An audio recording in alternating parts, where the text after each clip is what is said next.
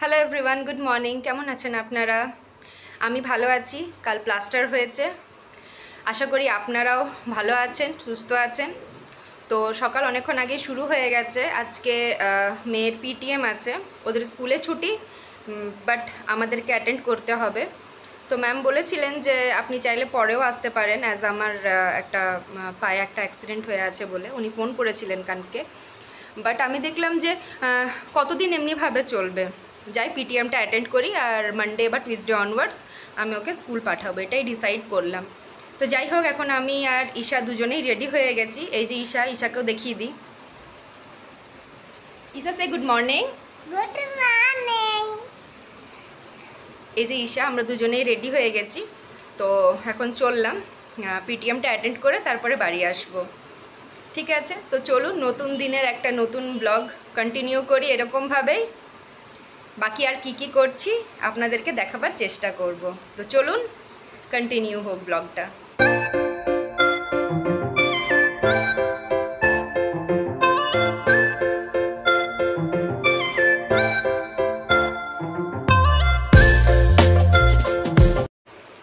এখন আমরা স্কুল থেকে চলে এসেছি পিটিএম অ্যাটেন্ড করে।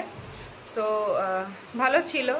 ওদের স্কুলে ভীষণ ভালোভাবে স্টুডেন্টদেরকে গাইড করে, নট অনলি টিচার বাট যারা এমনি নর্মাল স্টাফস আছেন তারাও ভীষণভাবে কেয়ার করে বাচ্চাদেরকে। মানে একটা জিনিস হয় না যে ছোটোর থেকে বাচ্চারা একদম বাড়িতে থাকে, তারপরে সাডেনলি প্লে স্কুলে যায়, তো প্যারেন্টস অ্যাজ এ প্যারেন্টস সবসময় একটা চিন্তা থাকে যে ওই 2-3 ঘন্টা ওখানে গিয়ে কি করছে, কেমনভাবে আছে। তো সেইটার দিক থেকে আমি ভীষণভাবে নিশ্চিন্তি এই স্কুলটাতে দিয়ে পড়ে, ভীষণভাবে কেয়ার করে, ভীষণভাবে। তো অনেক কিছু ওখান থেকে শিখেওছে। তো পিটিএম শুনলাম ওর ডেভেলপমেন্ট কিভাবে হয়েছে বা কিভাবে এখন ও চলছে, তো সব কিছুই মোটামুটি নর্মালি আছে। ভালো লাগে যখন কিছু বাচ্চারা শিখে যায়, আস্তে আস্তে শিখতে পারে ছোটোর থেকে, একটু মনে হচ্ছে যে এবারে আস্তে আস্তে বড় হচ্ছে। ভাল লাগে এইসব জিনিসপত্র দেখে শুনে, ভালো রেসপন্স পেয়ে। তো যাই হোক, এখন আমরা বাড়ি ফিরে গেছি, মায়েরও আসার টাইম হয়ে গেছে, এবারে আমরা আস্তে আস্তে লাঞ্চ করব। তো যাক, এরকমভাবেই কি করছি একটুই আপনাদের সঙ্গে শেয়ার করব। আর আরেকটা জিনিস দেখাচ্ছি, এই যে আমার পাটাতে কালকে তো প্লাস্টার করে দিয়েছে, আজকে বলেছিল যে বাইরে গেলে ক্রেপ ইউজ করে যাবেন। তো এখানে আমি ক্রেপ ইউজ করে নিয়েছি প্লাস্টারের উপরে, যাতে নোংরা না হয় প্লাস্টারটা। তো যাই হোক, এরকমভাবেই গেছিলাম। ঠিক আছে, এমনিভাবেই চলতে হবে এখন কিছুদিন। থেকে এসে পরে একটু ব্যালকনিতে গেলাম, তখন দেখি ব্যালকনিতে বৃষ্টি হচ্ছে, আর সেই টাইমে দেখি মাও আসছে। তারপরে আর কি, মা ফ্রেশ হয়ে গেল আর আমি মা লাঞ্চ করতে বসে গেলাম। লাঞ্চ করে নিচ্ছিলাম, ঈশার খাওয়া হয়ে গেছে, ওকে ঘুম পাড়িয়ে দিয়েছিলাম।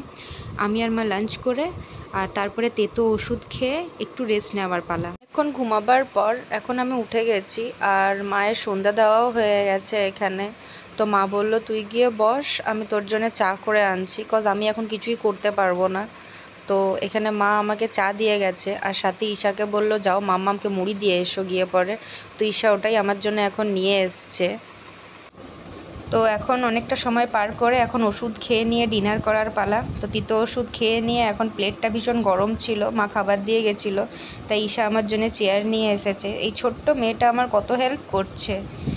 তো আজকে যে তরকাটা দিয়েছে সেটা পিঙ্কিদি দিয়েছে, আর এতটা টেস্টি, এতটা ইয়াম্মি খেতে হয়েছিল যে কিছু বলার নয়। ভীষণ ভালো খেতে হয়েছিল তরকাটা। তো খেয়ে নিই চটপট করে আমি। ডিনার ডান, এখন শুয়ে যাওয়ার পালা। তো তার আগে আজকের এই ব্লগটা এখানে এন্ড করে দিই। আগামী দিনে আবার একটা নতুন ব্লগ নিয়ে আপনাদের সাথে আসব। ততক্ষণ অবধি যদি এই ব্লগটা দেখতে ভালো লাগে তো অবশ্যই আমার চ্যানেলটাকে লাইক শেয়ার সাবস্ক্রাইব করবেন, কমেন্টের মাধ্যমে আমাকে জানাবেন যে আপনাদের কেমন লাগছে আমার ব্লগসগুলো দেখতে। তো আজকের জন্যে সবাইকে গুড নাইট, টাটা, ভালো থাকবেন। Good night, tata, bye bye, ভালো থাকবে।